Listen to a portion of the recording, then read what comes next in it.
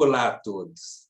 Em 2021, para relembrar os 140 anos da histórica viagem do imperador Dom Pedro II à província de Minas Gerais, o nosso mais que centenário Instituto Histórico e Geográfico promove uma série muito especial.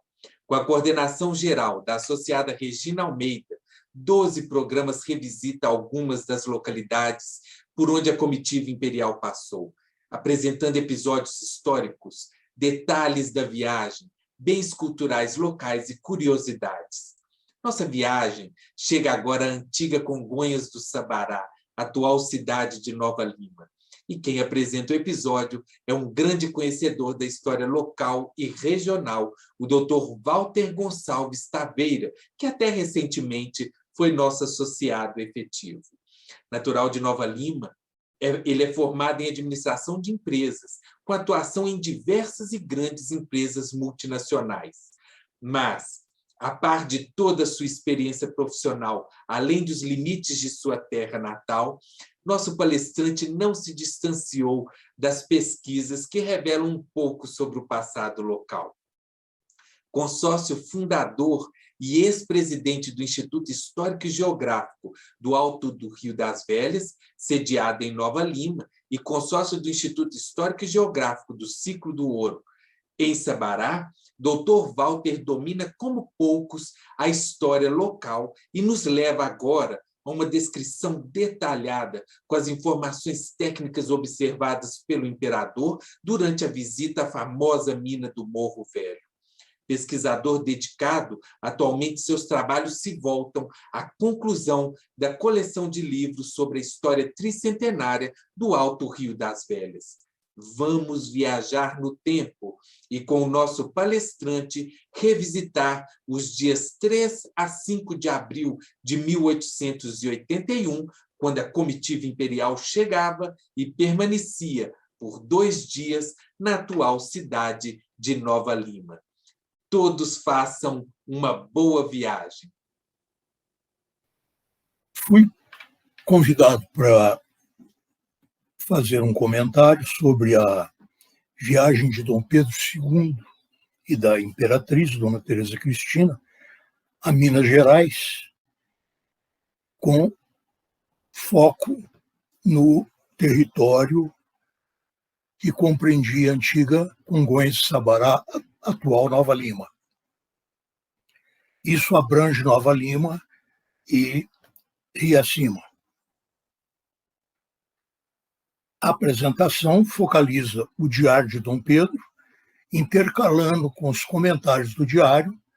Nós temos comentários do próprio autor, ou seja, meus comentários, e comentários de terceiros. Vamos começar com o diário de Dom Pedro II. O grupo estava vindo de Rio das Pedras. Atravessaram-se diversos córregos até chegar às 2h15 ao pequeno arraial de Santo Antônio, de Riacima, então distrito de Congonhas de Sabará, atual Nova Lima. Tendo observado pouco antes bonitas plantações de café, todo carregado de frutos, ainda verdes, e de feijão. Atravessa-se uma ponte maior ao entrar no arraial, de onde segui deixando atrás as liteiras, às 2h30.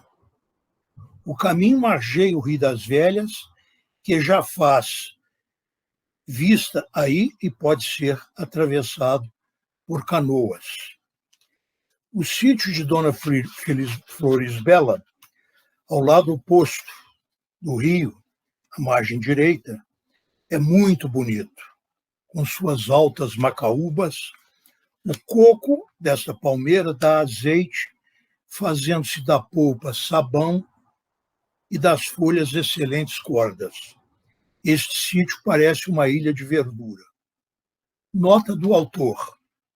O sítio de Dona Florisbela localiza-se no atual distrito de Honório Bicaio, antiga estação ferroviária da Estrada de Ferro Central do Brasil, inaugurada em 1891. Na época da viagem de Dom Pedro II, era uma continuação do Arraial de Santa Rita, que, por seu turno, era sequência de Santo Antônio do Rio Acima.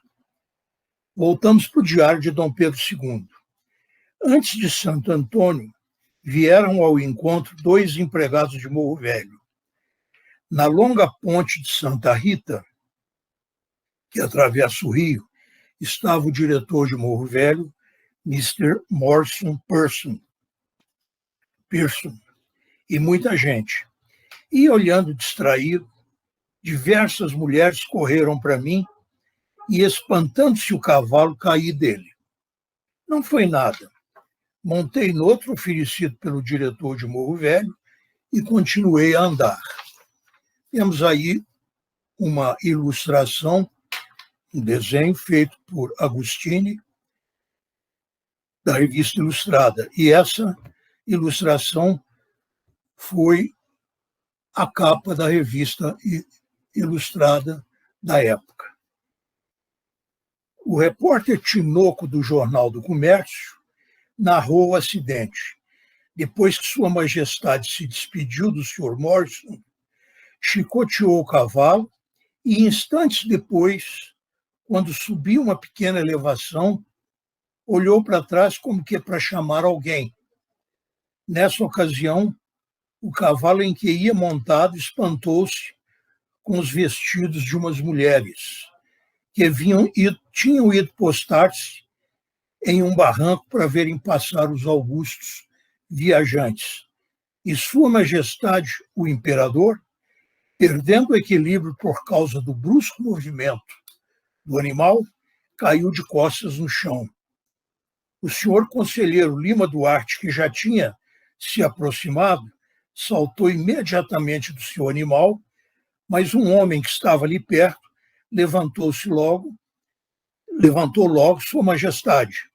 O senhor Morrison ofereceu alguma bebida e Sua Majestade não quis aceitar, senão água de Celtis. Sua Majestade ficou extremamente pálida. Vemos na ilustração um desenho alongado de um dedo que ampara as costas do Dom Pedro na queda. E essa é a referência ao suposto dedo de Deus. Vamos, então, identificar o que é a água de Celtis. Bebida não alcoólica, feita com água e ácido carbônico. A ilustração é um rótulo de 1899. O nome com que foi batizado o produto, água de Celtis, o que mais tarde adaptaram para o conhecido Alka-Seltzer, vem das fontes de águas minerais de Niederseltzer, da Alemanha.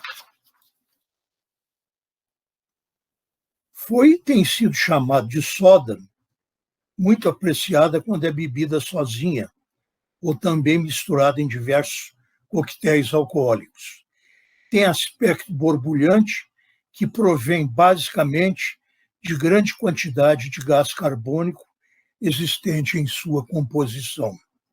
Houve época em que os médicos a prescreviam para muitas utilidades, desde os desconfortos do aparelho digestivo até mesmo nas descamações da pele. Neste último caso, misturando-o com leite de jumenta. Essa informação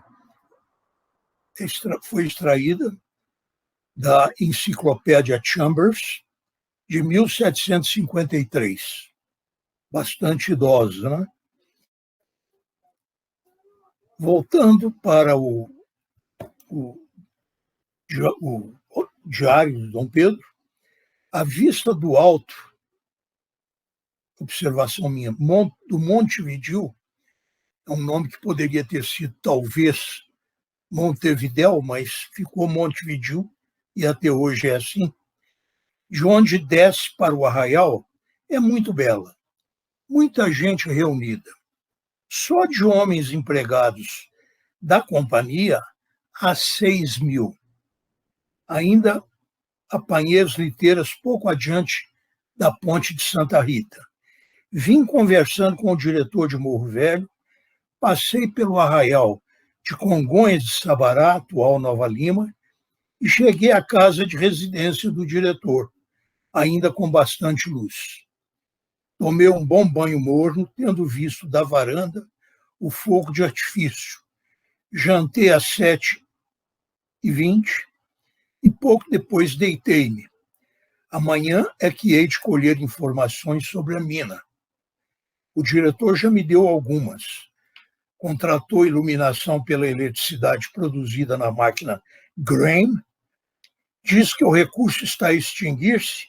Aqui está se referindo ao conteúdo de ouro no minério. Das 6 a 8 oitavas por tonelada, pilando por dia 250. Ao chegar, vi ao lado do caminho um depósito de pó que já fora aproveitado, mas ainda contém ouro de talvez 120.000 toneladas. Vemos aí as instalações que acolheram Sua Majestade Imperial, Dom Pedro II e a Imperatriz. No fundo, vê-se a Casa Grande. Ali ficaram hospedados o casal real. À direita, vemos o escritório da companhia. E esse povo foi o que constituiu a recepção do casal imperial nas instalações da companhia. Notas do autor. Ao entrar em Congonhas de Sabará, Dom Pedro II passou sem perceber de frente à casa que fora a primeira residência de seu grande amigo, o Marquês de Sapucaí, onde este nascera, ou seja, em Congonhas de Sabará. Vemos na foto colorida uma flecha apontando o telhado da casa do Marquês, que faz frente com uma rua que hoje tem o nome dele, Rua Marquês de Sapucaí. A foto inferior, em preto e branco, mostra a referida casa em ponto maior, já muito mais próximo, logo depois de uma ponte, que hoje já foi aterrada, não é mais uma ponte.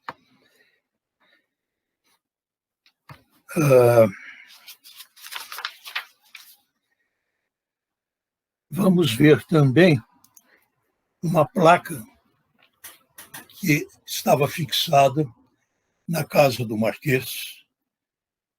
Era uma placa comemorativa colocada naquela casa, em Vila Nova de Lima, em solenidade de 1917, por doação do neto do Marquês, Dr. Ernesto da Cunha de Araújo Viana, que era residente no Rio de Janeiro. Estava presente aquele ato em companhia de outros membros da família, de autoridades e pessoas da cidade. Essa placa tem uma história muito interessante. Voltamos aqui para notas do autor. Após a demolição ou desabamento da casa, a referida placa de bronze desapareceu. Passados pouco mais de 30 anos, o médico Dr. Ricardo Salgado Guimarães, que reside em Nova Lima, então presidente do IGAR, do Instituto Histórico e Geográfico do Alto Rio das Velhas, decidiu, por sua conta, investigar rumores que lhe chegavam aos ouvidos a respeito da referida placa. Sua persistência o levou a um depósito de ferro velho, em Belo Horizonte, onde se encontrava a placa vendida alguns anos antes por uma pessoa de Nova Lima. Felizmente, o proprietário do depósito percebera que se tratava de uma peça histórica e a preservou integralmente, protelando a decisão de fundi-la para revender seu conteúdo de 80 quilos de bronze. A placa foi então vendida ao Dr. Ricardo. Cabe aqui uma observação comparativa. Um simples proprietário de um ferro velho foi capaz de identificar na placa de bronze uma fundamentação histórica e, com isso, não teve coragem de derreter a placa, embora ela contivesse 80 quilos de bronze, uma pequena fortuna. Por outro lado, nós sabemos que a taça Gilles Rimet, de ouro puro, quando na posse da seleção brasileira, foi roubada no Rio de Janeiro e nunca mais se teve notícia da mesma, a não ser que se sabe que ela foi derretida e o ouro vendido. Quem roubou sabia do valor da placa, da taça, sabia que ela era composta de ouro, sabia da sua história, portanto, não era pessoas sem um mínimo de cultura. Muito bem. O doutor Ricardo fez ainda por sua conta a restauração e limpeza da peça, montando-a em moldura de madeira de lei. Numa solenidade comemorativa, expôs a peça no recinto da Casa Aristides, em Nova Lima, e fez doação da mesma ao IGARV, onde ela se encontra exposta em condições permanentes. A importância e o valor dessa amizade entre Dom Pedro II e o Marquês de Sapucaí para o Brasil foram foram tão grandes que decidimos inserir nesse trabalho alguma informação sobre o dito Marquês. Cândido José de Araújo Viana nasceu em Congonha de Sabará, atual Nova Lima, na então província de Minas Gerais, no dia 15 de setembro de 1793. Em sua vida pública, entre os anos de 1840 e 1875, ocupou uma série de cargos políticos e administrativos. Foi desembargador, ministro da Fazenda e ministro da Justiça. Assumiu a cadeira de conselheiro de Estado, foi deputado, geral e senador, chegando à posição de presidente de província em 1842, com a declaração da maioridade de Dom Pedro II. Cândido José foi nomeado ministro do Império. Entre 1851 e 1853, foi presidente do Senado. Ele foi predecessor de Dom Pedro II, quando este era criança, e da mesma forma das filhas deste, Princesa Isabel e sua irmã, Princesa Leopoldina. A erma do Marquês de Sapucaí também foi inaugurada em 11 de novembro de 1917, juntamente com a placa trazidas do Rio de Janeiro para Vila Nova de Lima, naquele ano de 1917, por familiares do Marquês e doados ao município. Essa erma está colocada na praça, uma praça pública, de frente à Câmara Municipal de Vereadores de Nova Lima. O Marquês recebeu ainda também as honras da Imperial Ordem de Cristo, que vemos na tela, e da Rosa, além da Gran Cruz da Ordem Militar, da Torre e Espada, do Valor, Lealdade e Mérito e da Legião de Honra. Tornou-se conselheiro do imperador, gentil homem da Imperial Câmara e fidalgo cavaleiro. Faleceu em 23 de janeiro de 1875, na cidade do Rio de Janeiro. A Imperial Ordem de Cristo, que vemos na foto, e a Ordem da Rosa foram as duas maiores condecorações do Império Brasileiro. Voltamos agora para o Diário de Dom Pedro, quando ele continua com seus comentários sobre Congonhas de Sabará. Tomei à esquerda para a Lavra de Assis Jardim, tenente-coronel. Fui até o engenho 6 Pilões, couros sobre os quais passa a água com o pó de minério, e bateias que, agitadas circularmente pela mão, fazem depositar o ouro que se lavou dos couros. A água que por eles passou vai depositar mais longe o pó do minério, que ainda se aproveita pelo mesmo processo. Tiram de 4 a 6 oitavas de tonelada de minério. Por curiosidade, trabalhei um pouco a bateia. Saída de novo a 1h30. Hospital que está bem arranjado. As latrinas ficam inodoras pela queda de carvão ou terra produzida pelo movimento. Lançam-se depois longe e num buraco as matérias excrementícias. Capela Católica é grande, porém pouco cuidada. Às 3, estava na boca da mina. Vesti-me como mineiro, com a minha vela pregada com argila no chapéu.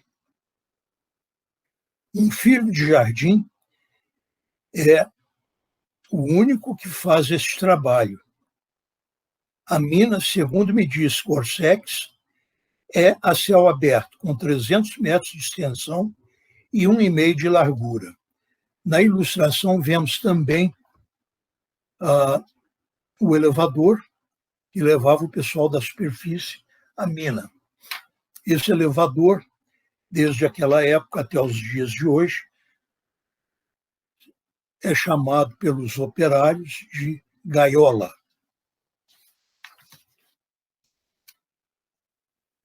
Começou a descida no ascensor às 3h30. Movimento muito suave. Muita água escorria das paredes do poço. Em 15 minutos, tocávamos o fundo a 457 metros. A outro andar inferior, que vi bem dos poços, estando o fundo bem alumiado, com estopa queimada, velas, magnésio, etc. O diretor queixa-se de que o veio vai terminar, porém, a qualidade e disposição das rochas parece indicar o contrário. Dentro da mina, vemos ao centro Dom Pedro com os acompanhantes, sentado à direita, sobre uma pedra, o desenhista Agostinho da Folha Ilustrada. Tem revestido o interior da mina com madeiras enormes, e um deles ficou achatado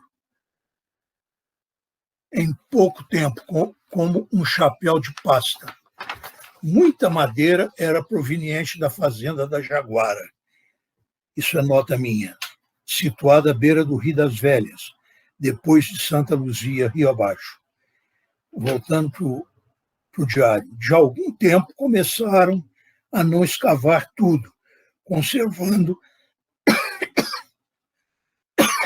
partes da rocha como pilares, o que parece mais razoável, embora não o tivesse feito para tirarem mais ouro. Demorei dentro da mina mais de 1h30.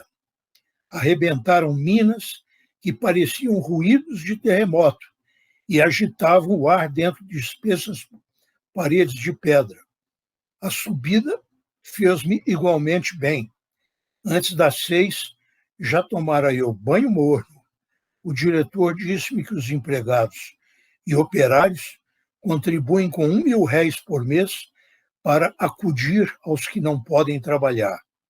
É grande partidário dos trabalhadores chineses. Antes do banho, fui com o diretor ver, posto que é de longe, os 3 canos que formam um sifão conduzindo água para o movimento das máquinas. A água vem da Serra do Curral. A extensão de todos os regos é de cerca de 9 léguas. O jantar foi às 7h20, 7h25, e depois conversamos até perto das 10 horas. Noite belíssima. O diretor mostrou lindos cristais de rocha achados na mina. Alguns contêm piritas que se irisam. O maior salário do empregado nos trabalhos da mina é de 15 libras esterlinas por mês. Trabalham dia e noite, em 3 turmas que se revezam. As brocas são pagas por empreitadas e alguns abrem-nas em 3 horas. A melhor madeira empregada é a baraúna. Não vi a capela protestante. A escola para os meninos, filhos dos trabalhadores e empregados. Na botica do hospital haviam receitas dos trabalhadores e empregados e de todos os que têm relações domésticas com eles. Gorsex tomou nota de tudo. A pedra vem da mina por trilhos e em vagonetes, que são puxados pela força de uma turbina. Atravessam pequenos túneis antes do minério ir para os pilões, elefante e arrastos, que são como galgas, onde são arrastadas por cadeias grandes pedras. São quebradas numa máquina que trabalha com 2 queixadas de ferro, cuja força muscular, infelizmente, esse trecho no diário está ilegível. Olhei de cima do precipício os estragos da mina que se incendiou, diz o diretor que por malefício. Na volta para casa, entrei na biblioteca. Possui boas obras inglesas, sobretudo as de viagens modernas na América do Sul e interior da África. Abril, dia 4, segunda-feira. Ainda é texto do diário. Acordei às 5h30, banho frio. Vai começar a tarefa do dia. Antes do almoço, às 11h30, amalgamação. O ouro, talvez, não esteja todo puro, sem combinação química que impeça, em parte, a liga com mercúrio. O minério é o quartzito de piritas, uma delas muito arsenical.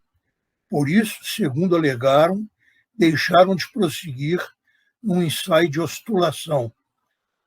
Tiram só de 3 a 4 oitavas em tonelada. As mesas sobre que corre a água com o pó são prismáticas triangulares. Depois de correr a água 15 metros, viram-nas e a face que despejar a água e sobre que houve o depósito, lavam-na com uma manga de bomba. E essa água é que vai pôr a amalgamação, onde, depois de misturada com metade quase do mercúrio, é bem agitada na água a massa que fica espremida através de um saco de camurça para que saia o mercúrio livre. Forma-se um bolo que vai ao forno, sublimando-se o mercúrio, que, apesar de condensado, depois perde-se na razão da metade.